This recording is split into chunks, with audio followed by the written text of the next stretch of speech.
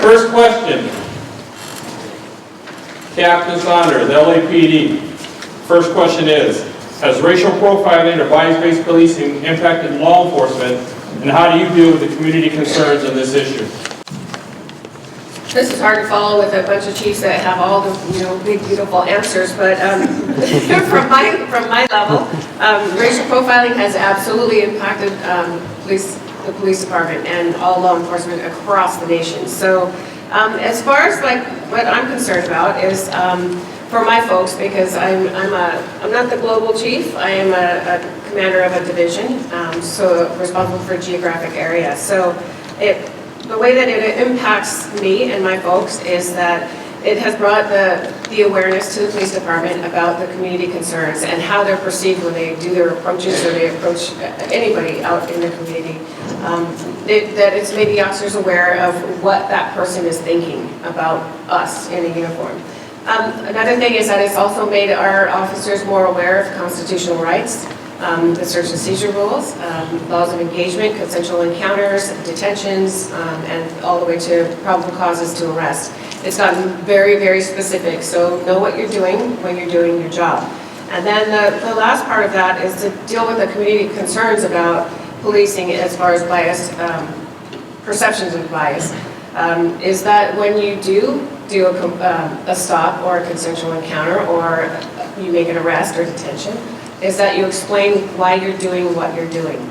That's a huge part of being trustworthy to our community out there. So if it's just an encounter, then they're free to go. They need to know that. And then if it's that they're being detained for an investigation, they need to know that and why.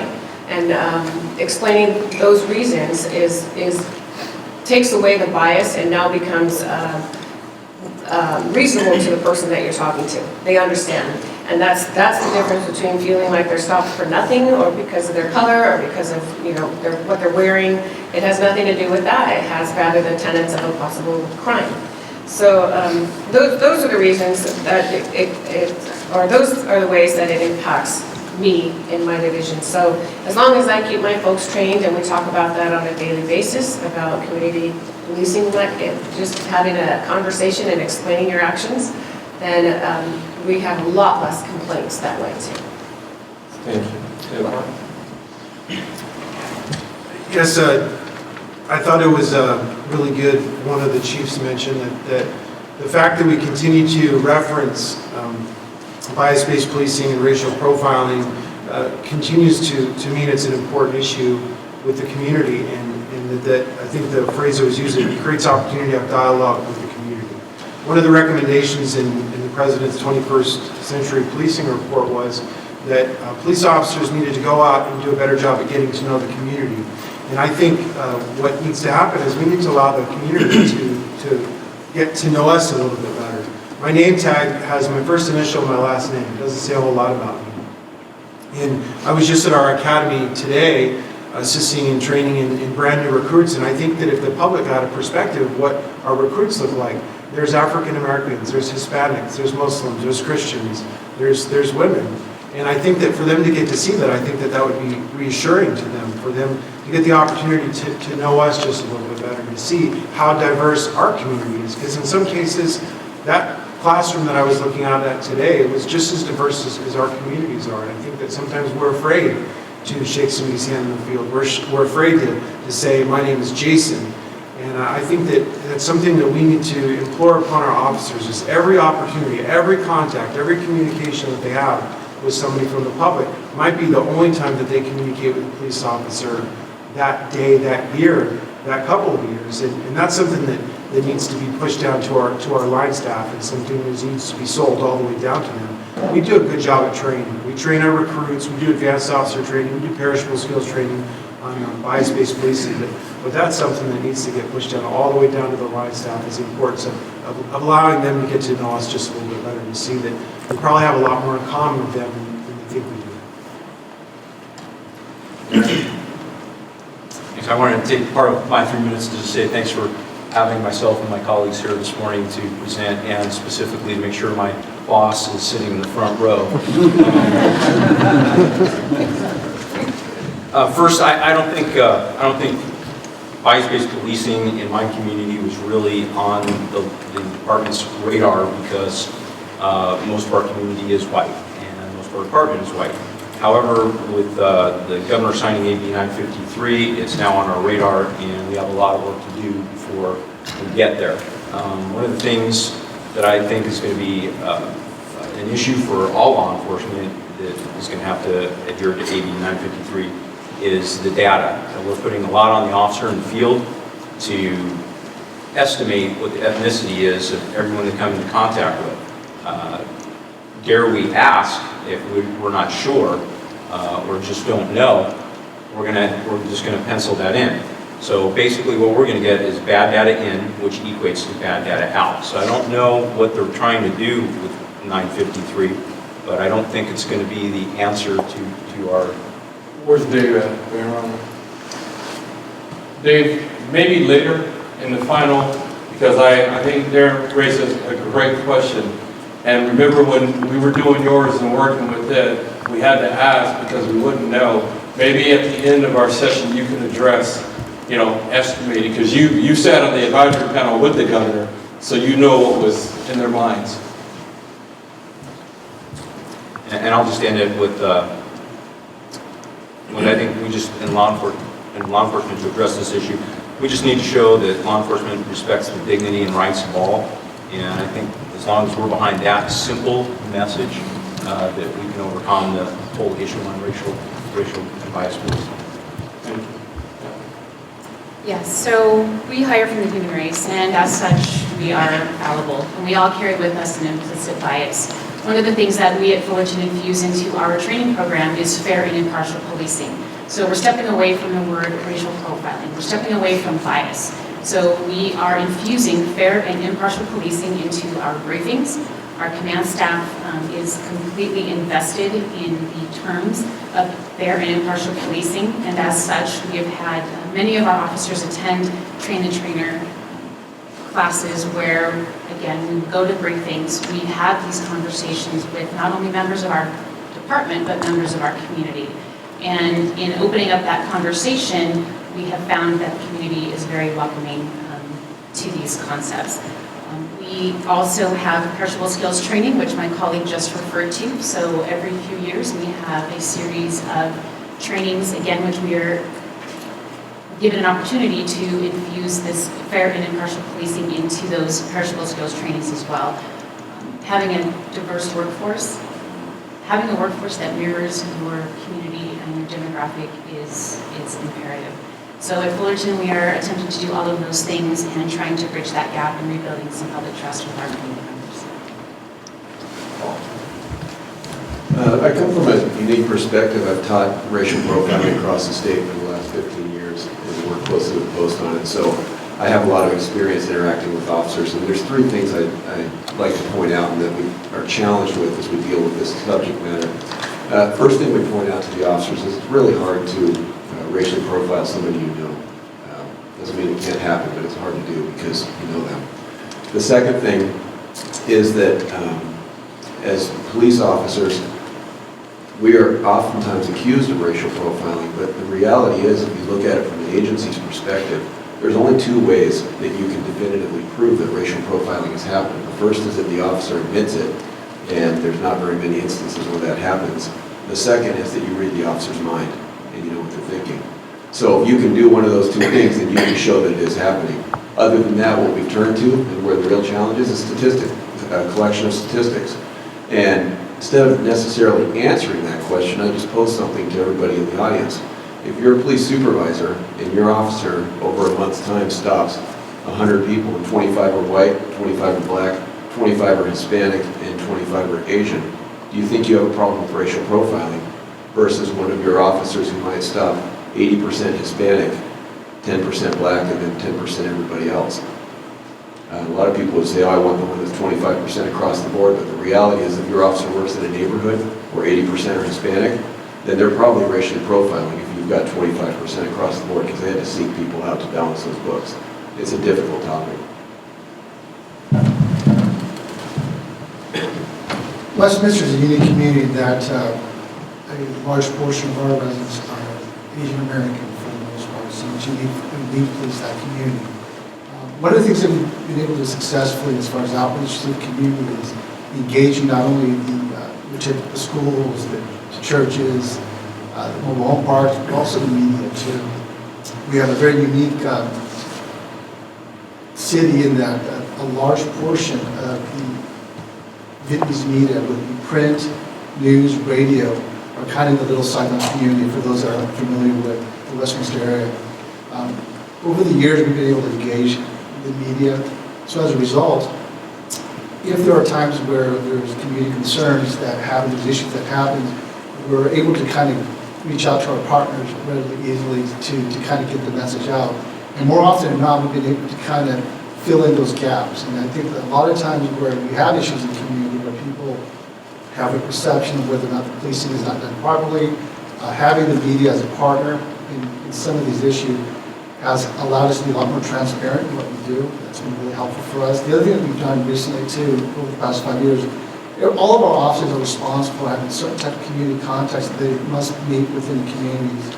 They have to write about it, they have to report about it, and every month they sit with their supervisors to talk about what they've done at those particular locations that they've been assigned to do. The idea is that if those community contacts know the officers by first-name basis, they're quick to respond as far as pass on information that we believe might be of interest to us as we police our community.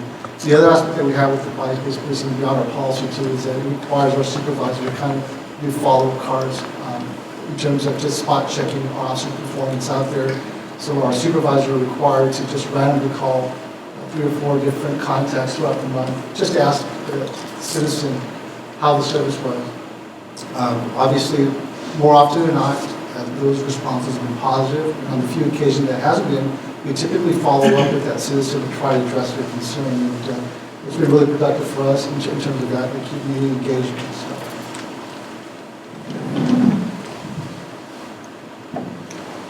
Thank you, Tommy. Thank you for having me here today. I work for the city of Irvine, and what we've done as far as we broke up the city into geographic areas, and I'm the commander of the Bertola area, which is a 24/7 responsibility for crime, traffic, quality of life issues that go on within my geographic area. And I believe that transcends all the way down to the lieutenants, to the sergeants, and the officers who are signed up geographically to the different areas. And really it's about ownership and connection with the community. And with my time in having strategic relationships within the community is how we're proactive in really looking at many of the community concerns that go on in each of the geographic areas. And for me, when I took over as the commander of my area, I've got a Korean Catholic church, a mosque, a Muslim school, Chinese cultural center. And it's just so diverse, and it's really been an opportunity for me to learn about so many different groups, ethnic groups, people, and to reach out to them and really take care of problems before they really become issues.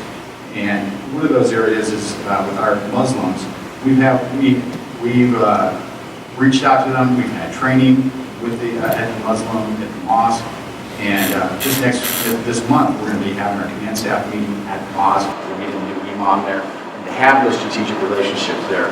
So when I get the phone calls, they have concerns, so we can put issues, concerns to bed before they're really problems.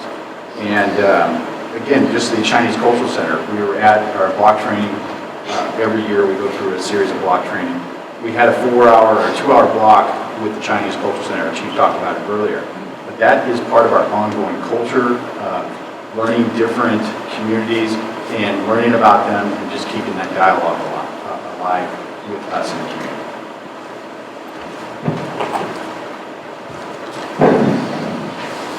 Yeah, I think it's affected the Sheriff's Department in the form of training. Training our officers, providing them advanced officer training, but also training the community. And we have a community relations office that puts on a Citizens Academy, and it provides the citizens an opportunity to get to know the culture of law enforcement. Going back to what Lieutenant Parker was saying, it provides them an opportunity to see the person behind the badge and get to know our instructors. We get a diverse group of instructors that are all sworn staff and non-sworn staff. And it provides the opportunity for that citizen in the community to interact with them and get to know us. The history of this issue, and I'm going to editorialize real briefly. The history of this is there has been profiling. We know that. It happened to me.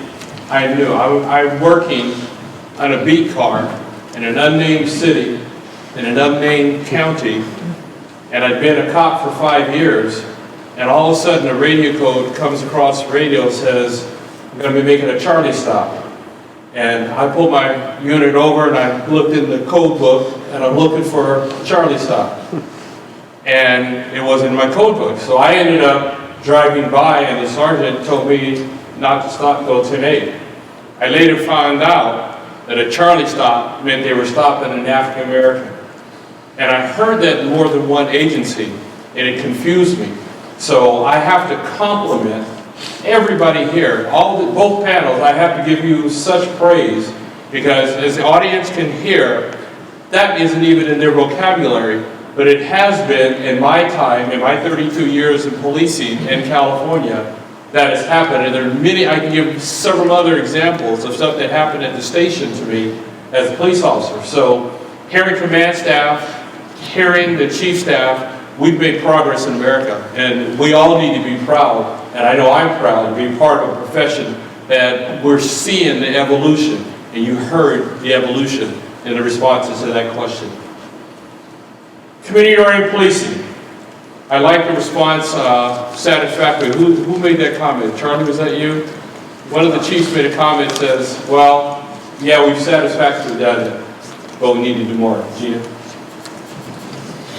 Thank you. I think as every chief up here said, there is room for improvement in this area. We've come a long way, no doubt about it. We now have our police officers who have engaged in the communities, and they've remained in their beat areas for years and years and years, and they know everybody. They know the kid from the time he went to school, where his grandmother lives, where his mom lives, his dads, uncles, all that stuff, who went to jail for what. They know all of that stuff, and that's great. That's community, that's knowing your community. But the difference is knowing your community and all the details about your community is different than having a relationship. So it's because the relationship means that you're more ingrained than just knowing about it.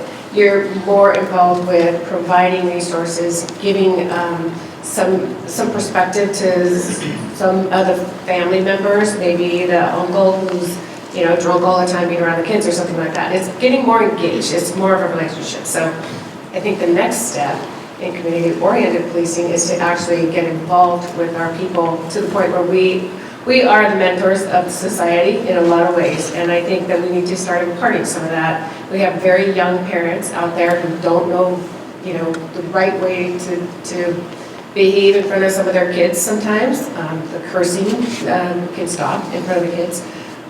Having regular schedules, doing homework, those kind of things, like putting them on a disciplined kind of a schedule is actually beneficial for their own kids. That's a relationship with a parent. And so it gets to that next level. And so in our department, we actually started a whole division called Community Relationship Division instead of Community Relations Office. And so we've changed it, it's expanded, and that's the point of that whole office, is to get more ingrained and be more resource as well as, and advisors and guide givers and things like that for the community. So that, to me, that's our next step.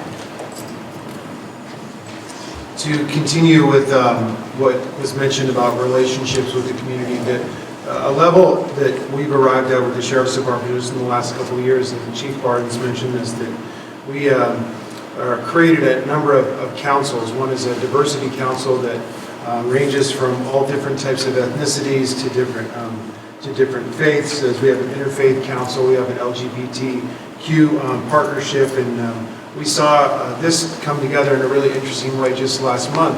So myself and about 4 or 5 members of the Orange County Sheriff's Department, as well as police officers from the Irvine Police Department, we were invited to a very large church picnic in Irvine. It's a predominantly African-American church. And every year they have an annual picnic, and they invited us to that. And we went there and we participated in their picnic, and we played in a softball game with them. And it was just it was an excellent way for us to get out and just kind of do something fun and do life with the members of this church, and just have a good time outside of the context of law enforcement. And we're seeing very similar situations arise where we can get out and we can engage with these prominent members of the community, groups that already exist. We don't have to go and create the group. We just go and interact with them. And every single one of them want to sit down with us and want to get to know us. And what we're seeing is these relationships are being fortified in times that are not real dynamic, that are in times when we haven't had a high-profile event. So when that high-profile event comes, and it will, we will have relationships in place. And we're seeing great success. And what we're realizing is the members of those groups are learning that they have a bunch of things in common with us. And what we're seeing is our line officers and our staff are realizing that we have a lot in common with those members of the community. And we have the capability of engaging in conversation much more effectively and much more efficiently. I'm going to have to agree that I think community-oriented policing does have some room to grow. However, I am going to throw myself out there and say I think it's been pretty successful. If I went to any officer out there sitting here today, they'd probably be able to give me a heck of a definition of it. They'd be able to give me examples of how they partnered with the community to solve problems. I think it's taught in the academy and a field training officer program. It's in most departments evaluations, so officers are evaluated on it annually. Where I think we're struggling a little is sentiment has moved against law enforcement nationally in a number of high publicized situations where we're seeing a little pushback and we're seeing the tides turn a little. And I think the work we can do on better community policing is we have to adapt to our environment and we have to change with it. And I'm actually seeing that now too. If you go on any social media, a year ago you were just seeing a lot of hatred towards people in our profession. Well, now you're seeing a little pushback. We have Behind the Badge, a number of other groups, Police Lives Matter. I'm surprised we even have to have an organization that states that, but we do. And I think we just need to catch up to that tide, shuffle it in with the title of community policing and catch up to that bar.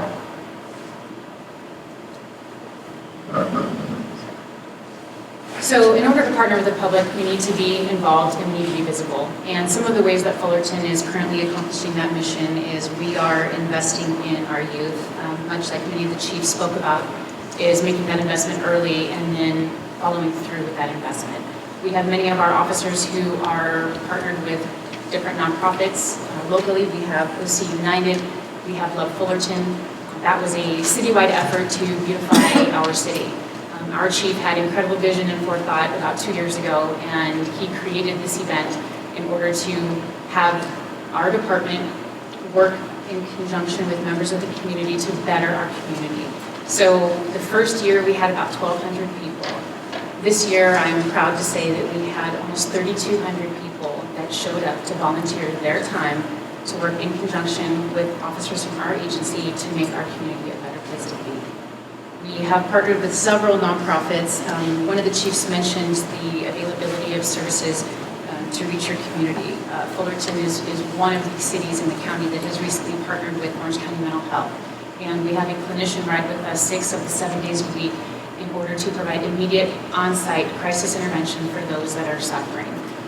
In addition to that, we have many just truly amazing nonprofits. We have the Coast to Coast Foundation, which helps us rehome our homeless populations. We have long-term placement solutions with Coast to Coast.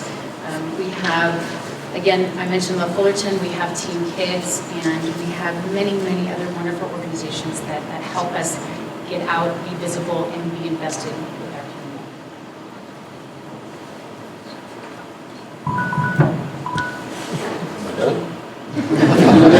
Take your time. Already, okay.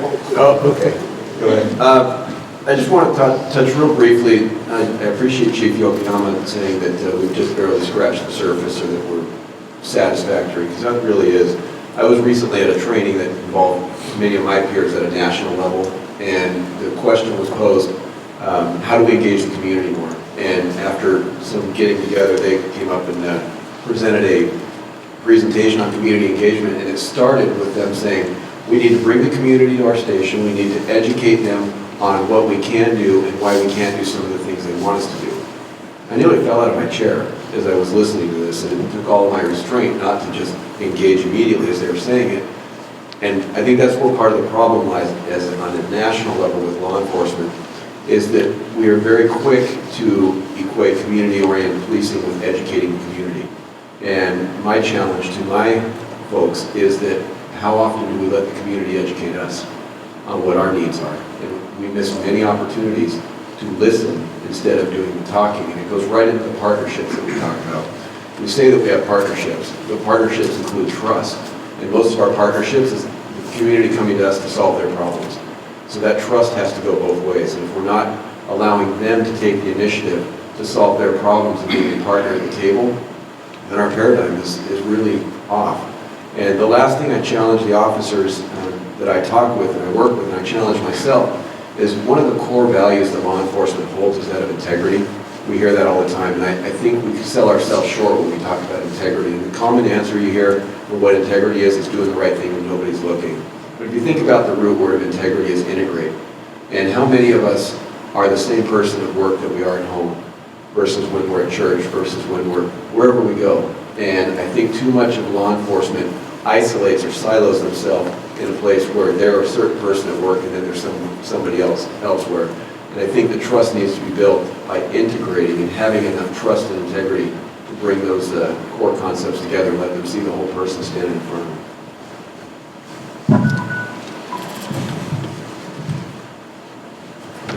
Like much of my peers, what I want to focus a little bit is, I think as chiefs and command paladins, we all know what community policing is, and to the extent that a lot of our good officers are doing good work, they understand too. I think the challenge for us as command staff level is making sure that all our folks are doing that. And I think one of the ways that we have to kind of start looking at it is how we evaluate performance. Because typically we measure performance in a lot of categories, specifically our agency. There's 20 different criteria that people are measuring. It's kind of hard for our employees to figure out what's most important for us, for them to do. But there's so many measures in which they're evaluating. And I think that we can start by looking at how we evaluate our officers, so that way they understand what the expectation is from us to them to be able to do their job. And I think that's one of the challenges that we have. You know, we're looking at our evaluation process in terms of what is it we expect of our men and women, what do we value, what do we want them to do. And I think that we are able, as the command level, to be able to clearly define those expectations to our folks. I think we're more successful. Right? I think community policing has been around for a long, long time. Training's been around for a long, long time. But it's just trying to get people to continuously practice that day in and day out is the challenge that we face. And just trying to get our supervisors to impart that to the line level too. Because community doesn't really care about us to the extent that they are dealing with the officers out there in the field. It's those contacts that have the greatest value, not us that occasionally come to this meeting, but it's the day-to-day contact. So trying to get our officers to understand that, to practice that, is the challenge. And I think having a performance evaluation that really highlights and focuses on that is something that we need to look at and try to get towards. For me, the community-oriented policing part of this is, it's truly at the core of the Irvine Police Department. As a new officer, I was embraced with this philosophy, and as I've promoted every rank, it continues throughout the whole organization. So it's something it's a culture that's in our organization. So I can see, it's easy for me to embrace community-oriented policing, and particularly at our agency, because it's been a part of us for so long. Where from an agency that hasn't, I can see it being much difficult to implement it, talking about geographic policing and the resistance that some chiefs are going to get when they try to implement this. But I do believe in the end, it is very helpful for the police department and the community when you do break the city up into geographic areas so people do have ownership. And something I think our former chief has done over the years is he's hired and I hate to say this, but nice people, and that are professional, educated, and he's made them great police officers, and that are a reflection of the community. And I can remember, it was almost 13 years ago when he started talking about this, he took some criticism for that, but in the end, it has been very helpful for our agency, and they're very educated individuals that are very open to change and doing things different, and they're great people to work with. And the officers that we have, I'm inspired by some of the acts of not just courage, but compassion that they really embrace with just how they do their everyday job.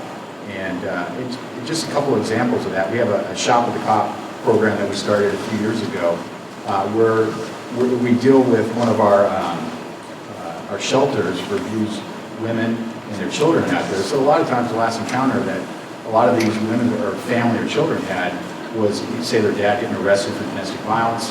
And so what we've tried to do over the year and work with a nonprofit is during at Christmas time is we work with these groups. The kids come together, the officers have an opportunity to actually go shopping with the children, and we partner with different groups to help fund that, and the officers are quite honestly paying for it out of their own pockets. But it's been a wonderful experience, and I quite honestly, it's just very inspiring to work with these kids. That it's the best thing that's ever happened to them, and the interaction that they have with the officer. And that's just one example of the partnership that we have. I agree. I think the Sheriff's Department does a great job with this community oriented policing, and it's the department's role to facilitate the communication between the community and our line staff, and doing programs such as we do our Coffee with the Cop, and our line staff love that. They love having a positive interaction with the general public in a safe setting where they can get to know each other.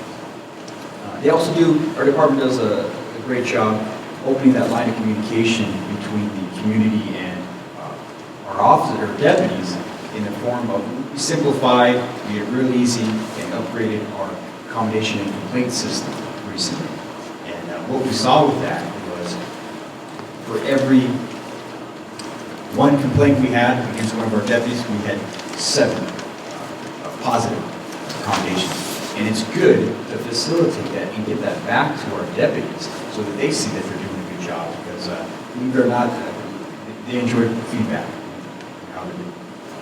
They got one more question. Before they go to the one more question, I'd like to say that what I've heard is so impressive, I can't believe it.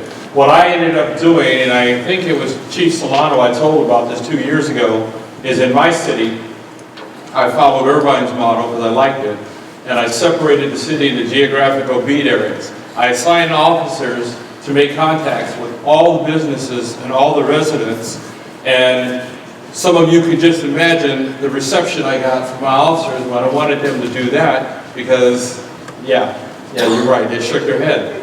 What ended up happening, and I heard it today, is you evaluate the performance. The way you evaluate the performance is we had a sheet. Business contacts, neighborhood contacts, gym contacts, school contacts, and what it ended up doing is I took all of those contacts where they were, evaluated, and in each of those surveys, the citizens said, name the top 3 problems in your neighborhood. And this is what I got from the businesses and what I got from the homes. What ended up occurring is we knew how to focus our enforcement, because here was traffic in this geographical area. In this area, it was burglaries. In this area, it was gangs. So the benefit of what was just said, and Commander Mahoney said it best, and all of you see that. So it's really beneficial to do this, and I think it's important. And fortunately in California, we mostly do it anyway. You know, I hate to say that, but we really do. We lean forward. So last question. Organizational succession planning. Kathryn. Okay, so about 10 years ago, this thing came into our department called Drop. And what that was is that you could put your last 5 years in and make extra super big money. And then 5 years hit and you were gone. And that was the end of your career. So we had, when that first hit, we had a whole bunch of people who qualified to apply for Drop. 5 years later, all those people left our department. So out of the doors walks all our tenure, all our professionalism, it really devastated our department because we weren't ready to replace those people. We hadn't looked forward at what are we going to do when they all walk out. We did, but it wasn't until 6 months before they were walking out the door.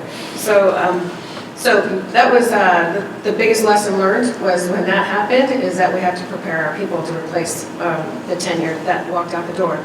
So in the process of doing that, from my level, what I do, because somebody had talked about, one of the chiefs talked about, nobody wants to do the admin assignment. It's called punch your admin ticket. You come in from the field and you learn all the crime stuff, all the investigative stuff, and you know nothing about the administrative side.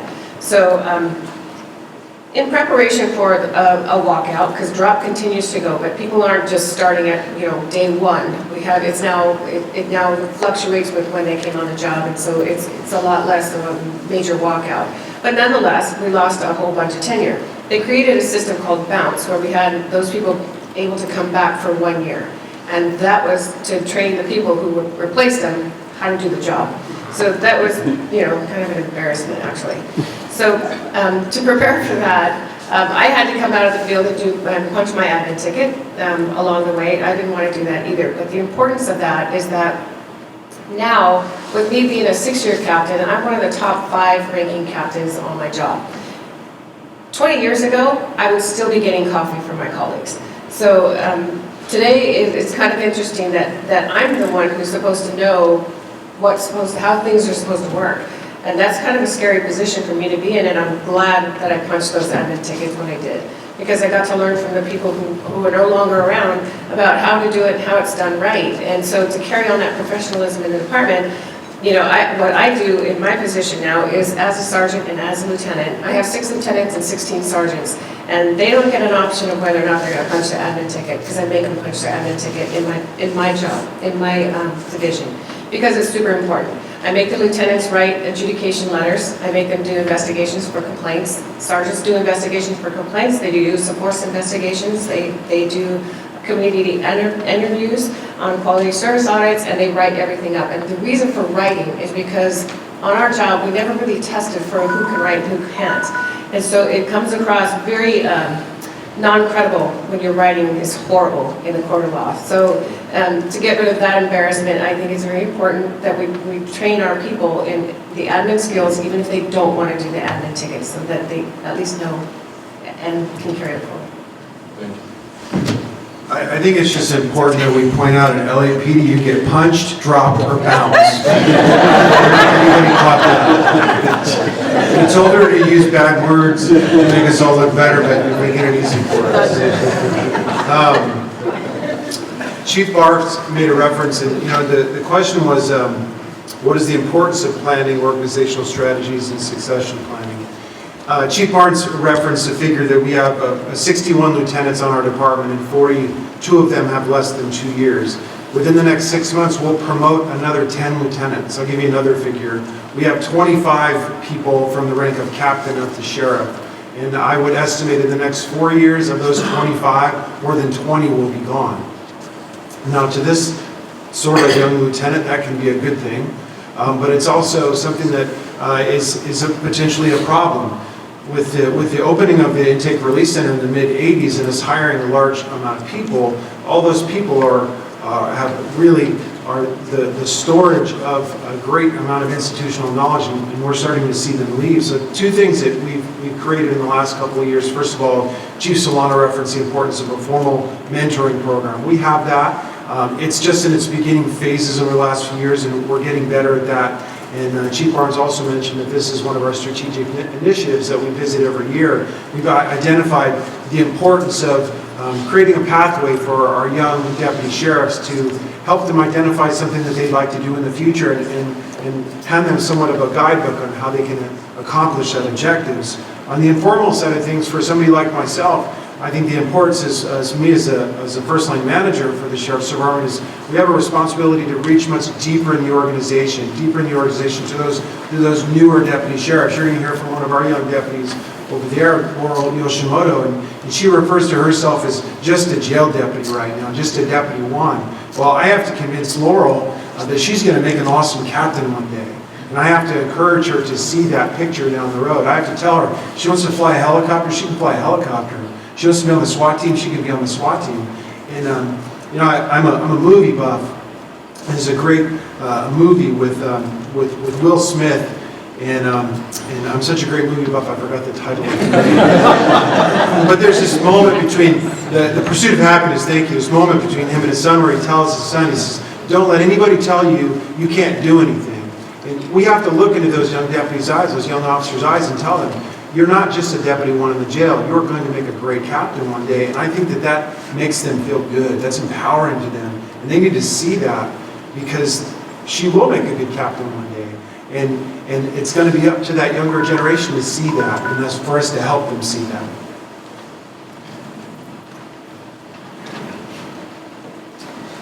I think developing our future leaders is the root to our success in law enforcement. In my department, we recognize that, and ever since I can remember, we've mentored officers to become corporals, and corporals become sergeants, and sergeants lieutenants. We've encouraged them to think like the next level they want to be. We've encouraged them to get advanced educations. The entire command staff either has bachelor degrees or master's degrees. In fact, I think almost all of our command staff or upper command staff have master's degrees. We encourage and push the Golden West Leadership Development Program, which I think is a very good program that has prepared many of our officers to take the next step. For our sergeants, we have another mentorship with current sergeants or the senior sergeants. Similar to our FTO program, they have to go through a mentor book to become sergeants. We don't stop there. We send our lieutenants to management school. We send our sergeants to Supervisory Leadership Institute. And then when you get into command ranks, we have command college and or the FBI National Academy. I think that as long as we keep doing those things, we'll be successful. I also think when I talk to friends and colleagues in other fields other than law enforcement, with the exclusion of the military, I think there's more leadership training in law enforcement than in any profession I've seen. When I talk to people in the private sector and I go, hey, when you moved up to the next rank, what did you have to do? And there's not much there. You know, oh, I ran things for a couple weeks by the last guy that had the job. We have formal programs, things that we document, books you have to go through. We have probationary periods of up to a year or 18 months. I think that we really do hit our mark. I know my department does, and from what I'm hearing, it sounds like from the chiefs and from my colleagues up here, this is one of our stronger fields that we really do train our people to step into our shoes and proceed on. So we've talked a lot about concepts, about succession planning and strategic plans, and I just want to operationalize that for a moment. In my agency, we have a very robust strategic plan, and in fact, we had to do that out of necessity. In the next 3 years, 50% of my department will be retired. And that created a very unique opportunity for my chief to develop a plan to ensure that a lot of that institutional knowledge did not leave with 50% of our agency. So about a year and a half ago, he decided that he was going to implement training positions for those coming through the ranks. And I myself had the benefit of that prior to my promotion to sergeant. So as a corporal, I had the opportunity to not only work proactive and reactive assignments, but I also had the opportunity to punch that admin ticket. Punch Captain Sanders? Yes. And that was a very unique opportunity for me to get a bird's eye view of our personnel issues. Many of the administrators here can probably agree with me when I say that in the higher ranks you have very complicated and very unique personnel issues. From a line level, I had no concept of what that meant. I had no concept of how that affected the organization, how that affected the community. So I was very fortunate to have an opportunity to work for a couple of months in our Internal Affairs Bureau. So by the time I went to the rank of sergeant and I was doing personnel investigations, I had a very unique glimpse of what it took to do a thorough, technical, and comprehensive personnel investigation that not only protected the rights of the employee, but also protected the complainant. And so that is one thing, again, that my chief has done to make sure that all of our employees have the desired skill sets to move forward. So with succession planning, there's really looking at it as a whole. You've got to look short-term, mid-term, and long-term. And one of the problems I think we have in law enforcement is we're not real good at succession planning because I don't think we know where we're going a lot of times. It's hard to mentor somebody who you don't even know what qualities you should be mentoring or what kind of person you should be looking for. In the short term, when I promoted to my current rank, I've been a lieutenant for a while, and somebody told me, you know, today is the day that you're the most qualified you'll ever be to be a lieutenant. Unfortunately, you're no longer a lieutenant. And it was very profound because really what that means is I've got a lot of knowledge now, and it's going to go away soon. I better share it quick. And in that short term, I think the people with the most knowledge really need to be tapped into. And what we usually do is we go to the people with the most knowledge and make them the busiest because they're the best at what they do. And somehow we need to reserve part of their day, part of their week to tap into what they can offer us in the short term. I think midterm, we need to mentor. And the mentoring needs to come one-on-one as an agency, creating positions as have been talked about. And then long-term, I'm going to advocate that the law enforcement become more environmentally friendly. We kind of do like the plant a tree program. I don't think we should allow any officer to retire until they've found their replacement that could then come in and take their spot. And essentially what is happening there is we don't recruit enough. And I appreciate the chiefs talking about the fact that we need to start in the elementary schools. And every officer should have somebody they're working with to fill their place one day through being hired at the academy, mentored ahead of time so when they come in there's a natural progression and they have a vision in place. Like most agencies up here, we're going to face with that challenge too, with a lot of our folks leaving. Recently, we instituted a overall master plan for all different ranks as far as training, what kind of trainings that are mandatory, essential for them to be successful in their particular assignment, and then to build upon that. So that's been helpful, at least to give our employees kind of a blueprint of what is it that they need to do to kind of be successful in that. But in long term, one of the challenges that we have is just looking at recruitment for us as far as getting the right people in. As some of the chiefs have mentioned, that's one of our challenges. And, working in professional standard, I have the responsibility for recruiting and hiring. And I will tell you, for some of the small agencies, it's challenging when everybody wants to go to Anaheim as opposed to somewhere else. And it's challenging with, with 350 not being around, some of the other agencies that have that ability to do that. As people responsible for recruiting to our agency, it's difficult to try to go out there to the traditional sources like the academy and places like that to try to encourage the right candidate to come to your agency to work. So some of the things that we've been doing to try to be a little bit more outside the box thinking is to work with our local Chamber of Commerce, especially our Vietnamese Chamber of Commerce, our community groups, and we're trying to go out there and engaging them every time we have the opportunity to recruit from those particular events. And so that's going to be a challenge for us, specific to our agency too, which has a large Asian population. We're going to be losing about 50% of our Vietnamese-speaking officers in the next 2 to 3 years. And that's a challenge for us because I would say that just like every other call for service, there's a need for that language skill to translate or something like that. And so that's a challenge that we as a command staff are faced at. And it's hard to find qualified folks that have the language skill to try to come in and police that community too. Besides just trying to, a lot of the folks that we're trying to go after, they have other, with the economy picking up a little bit, they have other opportunities. So trying to convince them to come to law enforcement, couple that with all the negative media attention that we've been having, it's a challenge to try to convince those that we really want in this profession to come into this profession. So that's the difficulty that we see we're facing right now as far as succession planning, is getting the right people into the organization. So don't have an answer for it yet. It's something that we're kind of working through.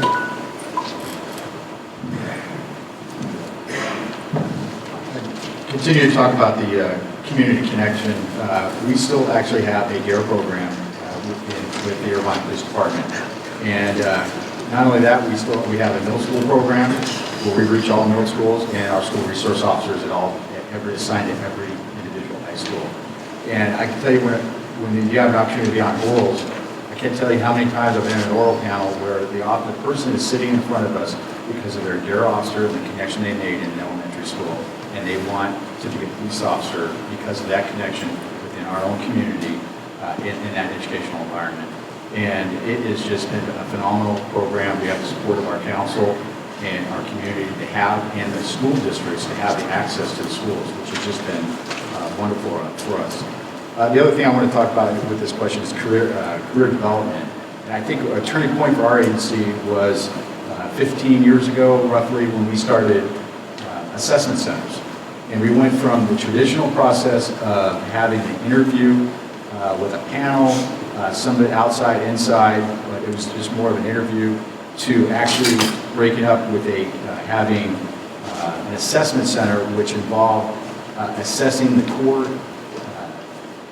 the assignment that you're trying to put in for, their promotion opportunities, looking at the key elements of that position, and then testing for that. And actually breaking up the assessment center of the process for having community members be a part of that process. Also to have other agencies be a part of that. So it's just not so in-house with just the Irvine Police Department really promoting people within the organization. And I think that has really helped us develop our individuals for the type of leaders that we want to grow within the agency. And I've been surprised, it really has changed. And now those individuals that have gone through the assessment centers are now in top leadership positions. And I think that is one other area that's really helped grow our agency.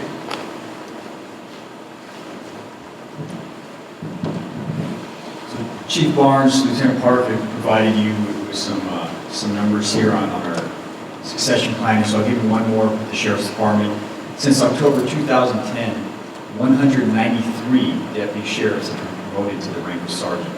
So as you can tell, we've got a young group of leaders in our department. So what we've been doing, like Chief and Lieutenant Park have been saying, is a formalized mentorship. We have one-on-one programs and just providing the opportunities to our employees to see how large the department is.